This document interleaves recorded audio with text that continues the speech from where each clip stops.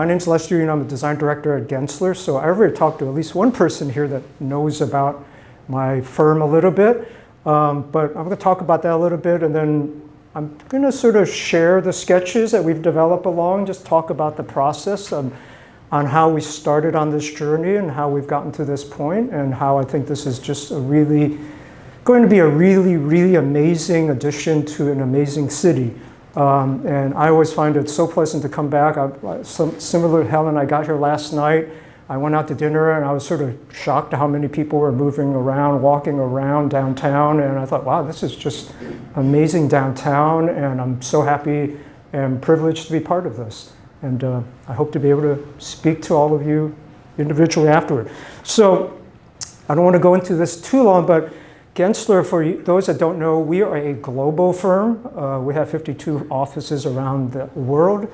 That's not to mean that we're big and impersonal. It just means that we have different characters in different offices. We have different design studios. I've worked with Gensler over 20 years, originally in Houston and now in the DC office. And somebody, I think it was Craig, you asked me the question, have I been working in the Lancaster area? I actually have multiple projects all across Pennsylvania right now, at Bucknell University and in Philadelphia and here in Lancaster. And so Pennsylvania has sort of become my second home, interestingly enough. And so one of the things that we do is we have many practice areas. And I have years and years of hospitality practice. And I'm one of the leaders in our region, which is, I think, what John really wanted to talk to us about, as well as high-rise experience, which is what I talked about, and I'll share some examples and why we looked at that and what those experiences bring to this. But again, this is a combination of hospitality, high-end hospitality, residential, senior living, and all kind of mashed together into one place where we're trying to build a really amazing community that's not only Mosaic, but also downtown Lancaster. And we think of it just as the internal community, but also that you're woven into this community, into this neighborhood. And I know the city is really excited about this happening. And another thing about myself, I've been doing what I love to do my entire life. And through school, I remember very vividly in 4th grade, I figured out how to draw in perspective by myself. I don't know why, but I just did. And I've been doing it ever since. And so I think I'm very fortunate. And my best projects always have an amazing client behind them because we need that vision. And I think like Helen says, my job is to interpret that and turn it into something architectural and spatial in a place. And so, but even though I started to draw, one of the things is that things change constantly. And how we work now with AI and 3D modeling and all these other things, we kind of roll with it. And so how we do our work has changed, but I still draw. I still get sketch. I still get paid to do that. And that's how I do all my thinking. And this, by the way, is the Waldorf Astoria in Beverly Hills, which is one of our projects.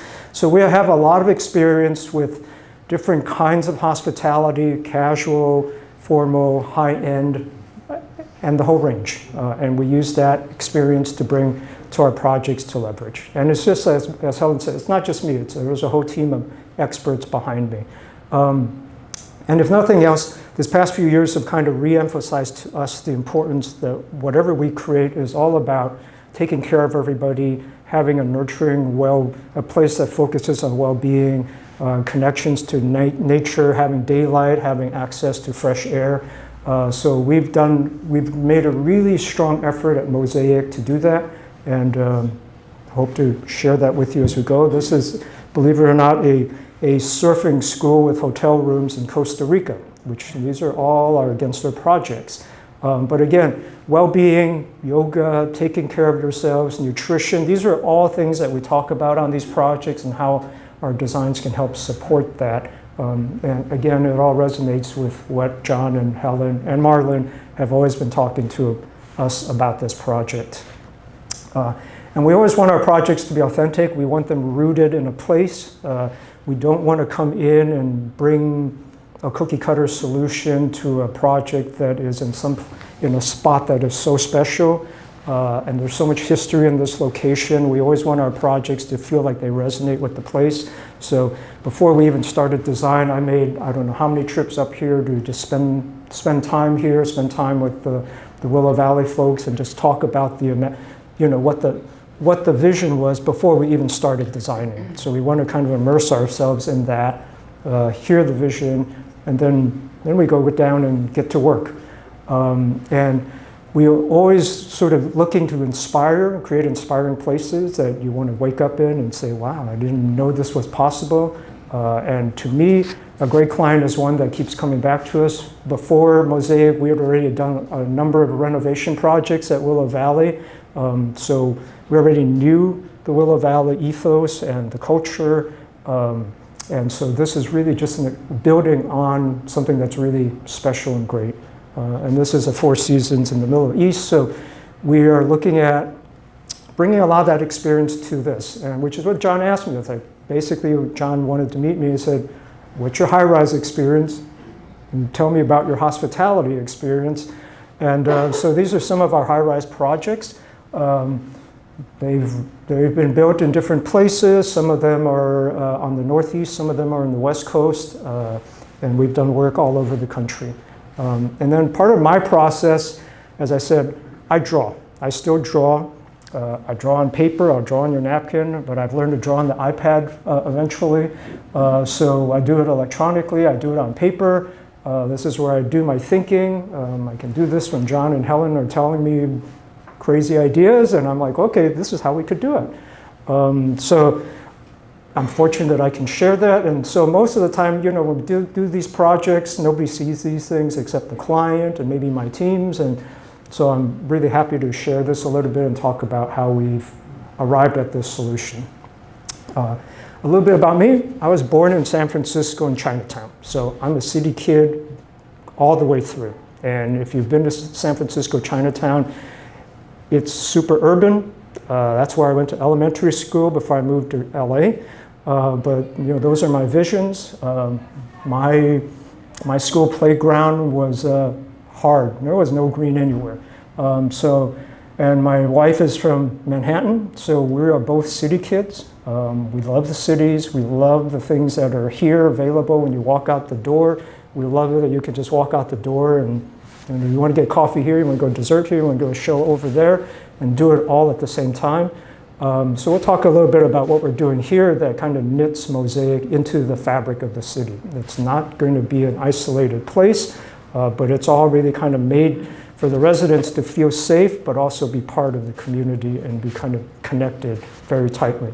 This is a project, this was my first high-rise that got built in San Francisco in the Yerba Buena area, and this was an interesting project where the city told us, okay, you hit 500 feet of height, 500 units, or 500,000 square feet, whichever you hit first, that's it, you stop.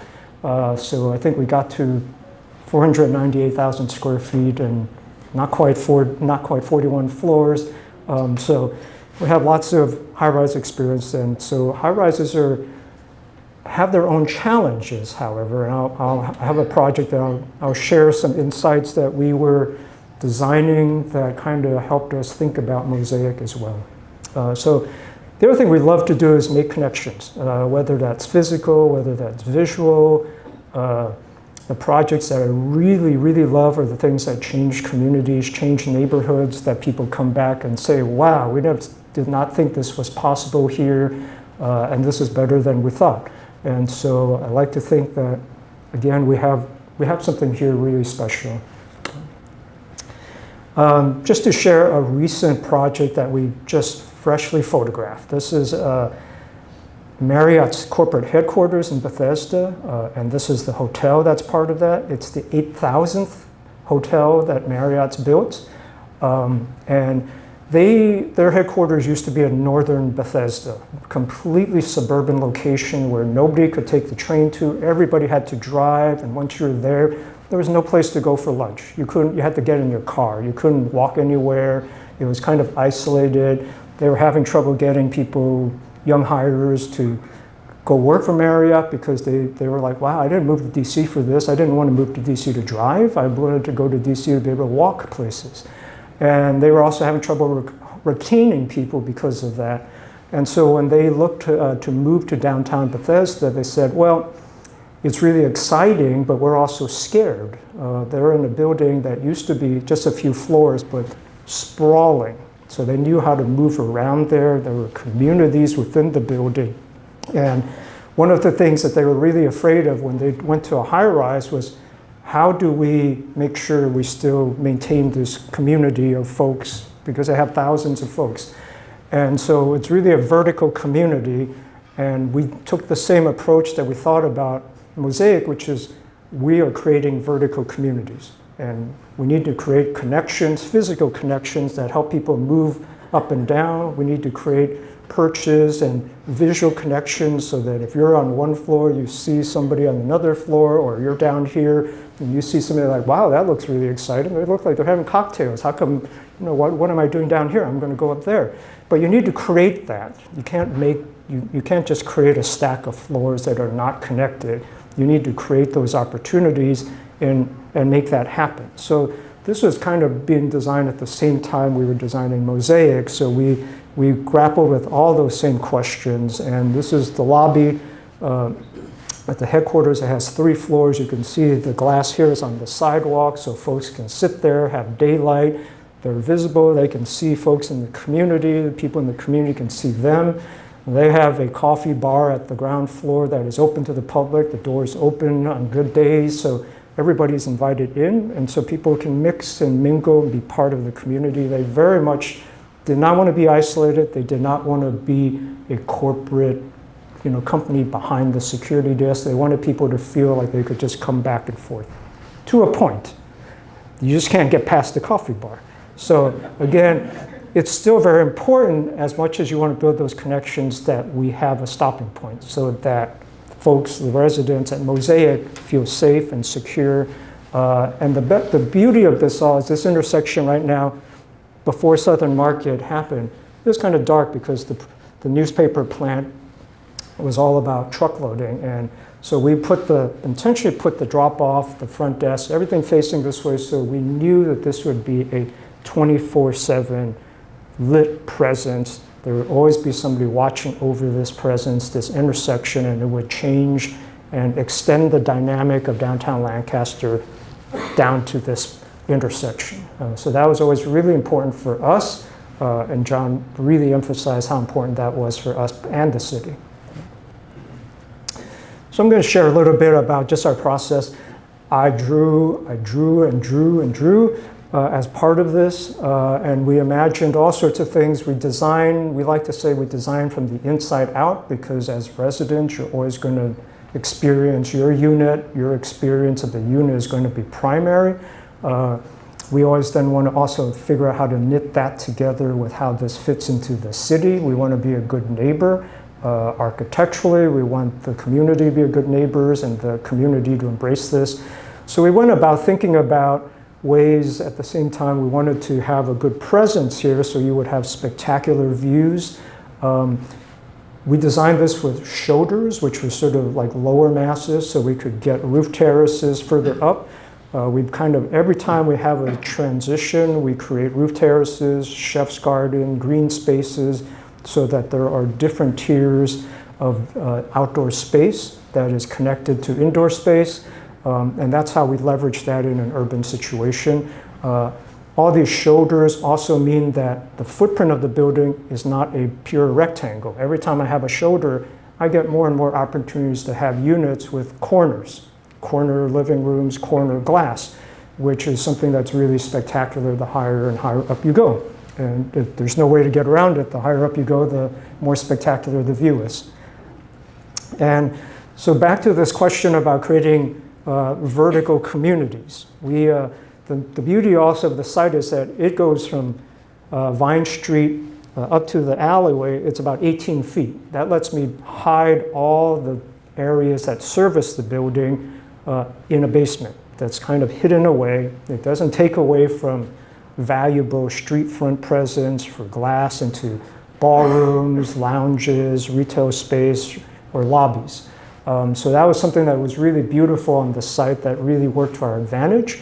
And then we also said on these first 3 floors are most, but not all of your building amenities. Lobby, security, lounge, wellness space, which is 2 floors. We have a pool and then a fitness above that, which then opens onto a more private, quiet, outdoor space that's called the Urban Oasis. Faces away from the street, so it's quiet if you don't want to see the hustle and bustle of the city. And then there's other outdoor spaces that are facing the intersection, such as the ballroom, and then there is a roof terrace at the rooftop bar, the 17th. And there is an outdoor space there.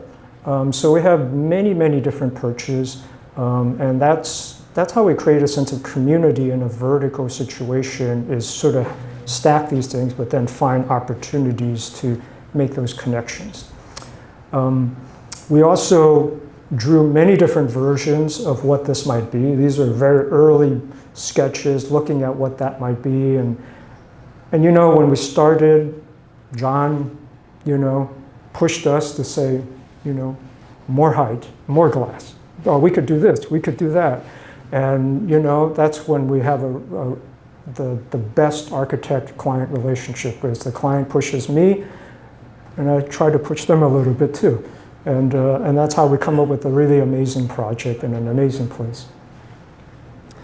And then as we continue, we refine this. We get a better sense of the materiality. We get a better sense of what the amenities are going to be featured, what's important. We talk and we present to the city. We talk and present to John. And then we arrive at what you see today.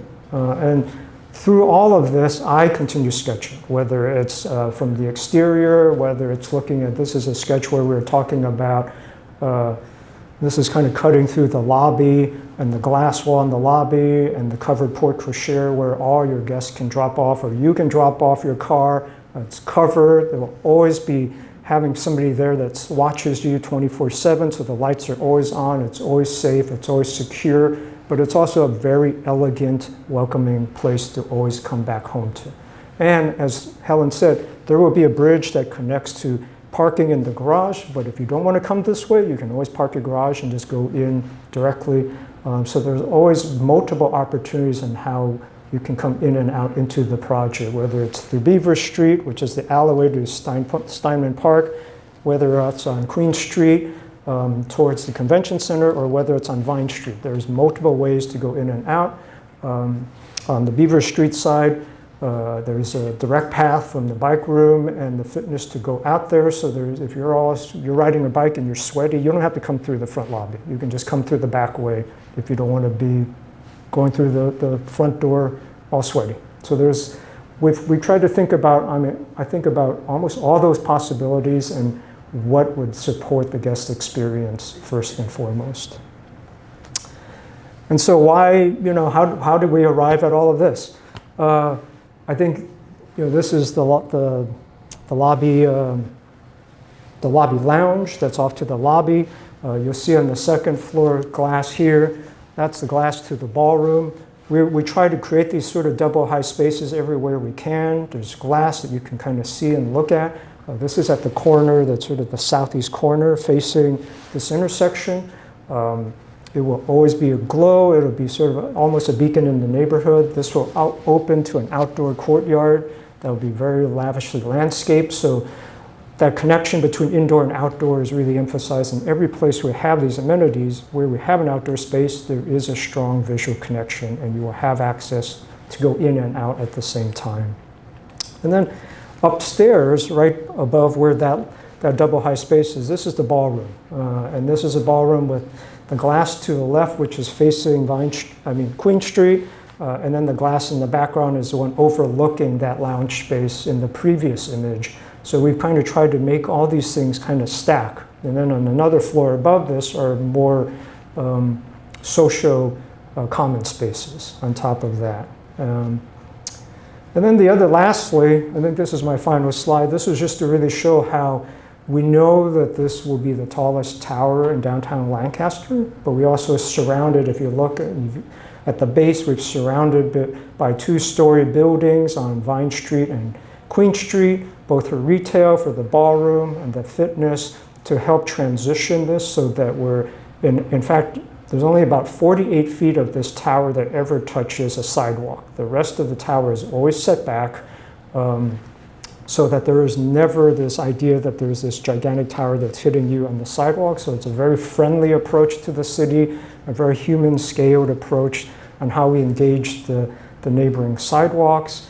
And then this also gives and frees up the tower, on all the glass in the tower, to be unobstructed views. We have floor-to-ceiling glass everywhere, and that's what drove the materials on the exterior of the building. It was not because we said, oh, we want a glass tower. It's because we were designing from the inside out. We were saying we want as much natural daylight and leverage the views as possible, because that's what you get out of a high-rise.